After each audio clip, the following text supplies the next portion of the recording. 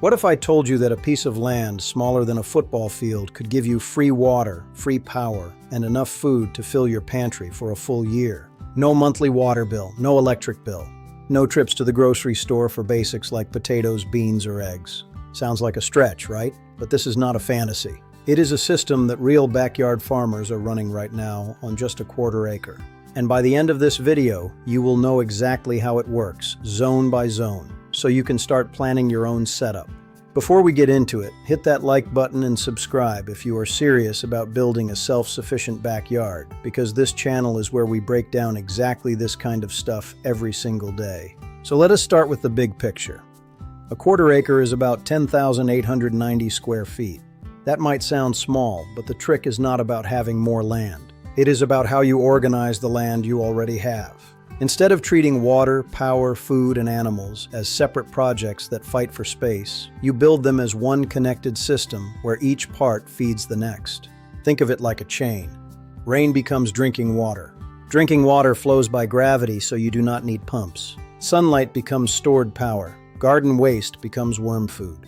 Worm castings feed your soil grows your calories. Nothing is wasted and nothing runs on a monthly bill. There are 6 zones in this layout, and each one solves a specific problem most backyard farmers struggle with. Let us go through them one at a time. Zone 1 is rainwater catchment and storage. This is where your free water supply starts, right off your roof. Here is a number that surprises most people. Every single inch of rain that falls on a 1,000 square foot roof gives you around 620 gallons of water. Now think about an average home with a 1,200 square foot roof in a normal rainfall area.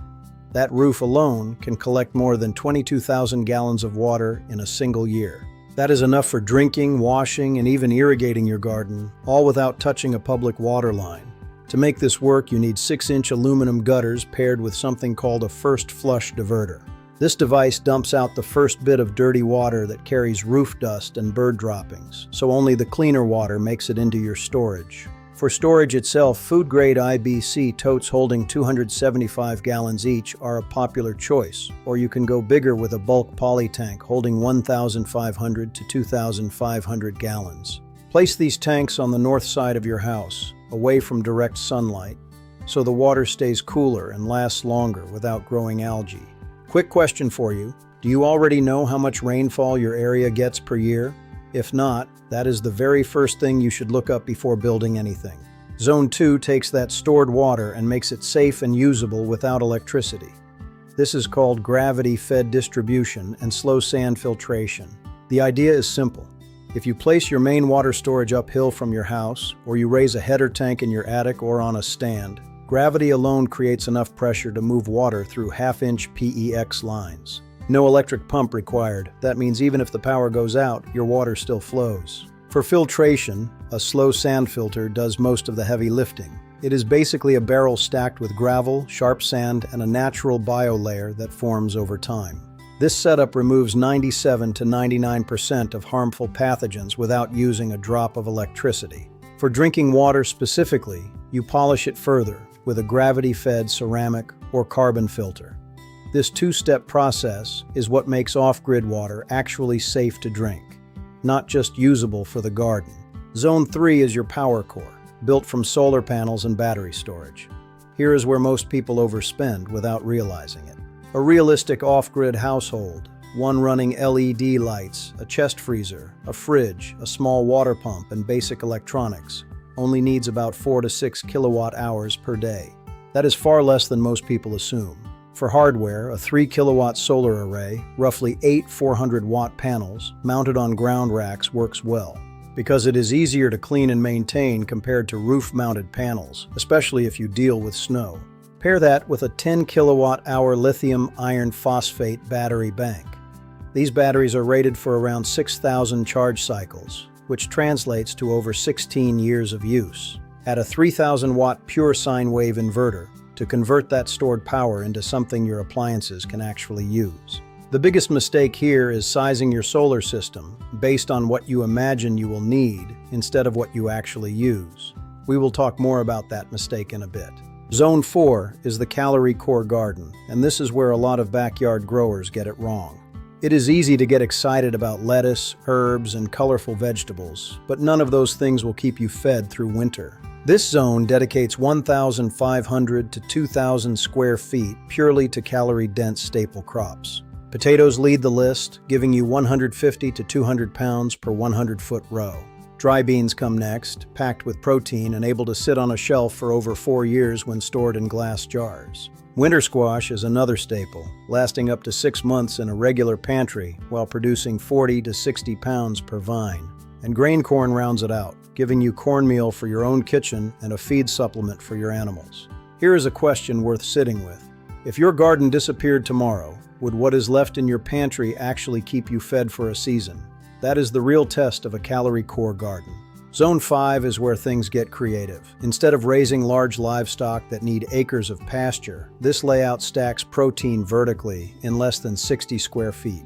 At the bottom, you have a red wiggler worm colony that processes your kitchen scraps into rich soil castings, feeding right back into Zone 4.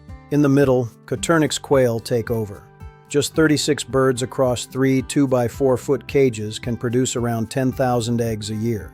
That is a serious protein source from a space smaller than a parking spot. At the top, meat rabbits complete the stack. 3 does and 1 buck, fed mostly on hay and forage, can produce 250 to 400 pounds of dressed meat annually.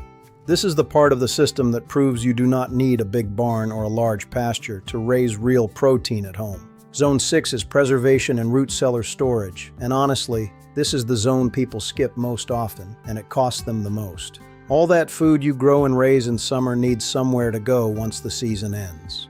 A pressure canner lets you put up 250 to 400 jars every fall. A solar or electric dehydrator handles fruits, herbs, and jerky.